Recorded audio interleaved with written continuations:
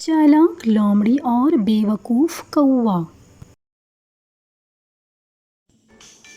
ایک دفعہ کا ذکر ہے کہ ایک جنگل میں ایک کوا چیز کا ایک ٹکڑا اپنے منہ میں لے کر جا رہا تھا۔ نیچے ہی کھڑی ایک لومڑی لچائی ہوئی نظروں سے اسے دیکھ رہی تھی اور اس کو چیز کا ٹکڑا دیکھ کے اس کے منہ میں پانی آ گیا۔ وہ دل ہی دل میں سوچنے لگی کہ کسی طریقے سے میں اس چیز کے ٹکڑے کو حاصل کر لوں، اور اپنے دماغ میں ترکیب سوچنے لگی کہ کس طریقے سے اس کوے کو بہلا پسلا کر اس چیز کے ٹکڑے کو میں حاصل کر لوں۔ کوا ایک شاخ پر جا کر بیٹھ گیا۔ لومڑی اسی درخت کی شاخ کے نیچے آ کر کھڑی ہو گئی اور کوے سے کہنے لگی کہ میں نے سنا ہے کہ تمہاری آواز بہت ہی میٹھی اور سریلی ہے، کیا تم مجھے کوئی گانا گا کے سنا سکتے ہو؟ میں تمہاری میٹھی اور سریلی آواز سننے کے لیے بہت بےتاب ہو رہی ہوں۔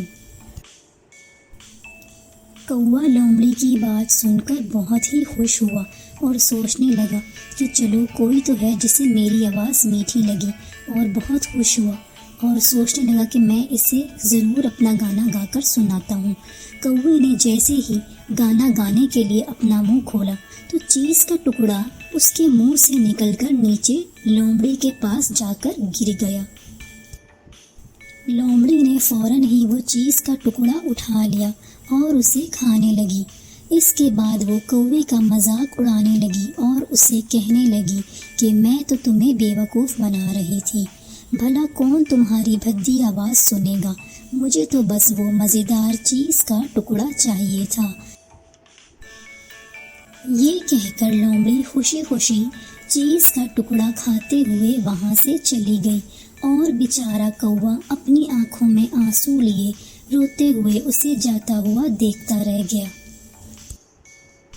اس کہانی سے ہمیں یہ سبق ملتا ہے کہ ہمیں کبھی بھی چاپلوسی کرنے والوں پر بھروسہ نہیں کرنا چاہیے۔ مزید اچھی ویڈیوز دیکھنے کے لیے ہمارے چینل کو لائک کریں اور سبسکرائب کریں، اور بیل آئیکن بٹن کو پریس کریں تاکہ ہر نئی آنے والی ویڈیو آپ تک پہنچ سکے۔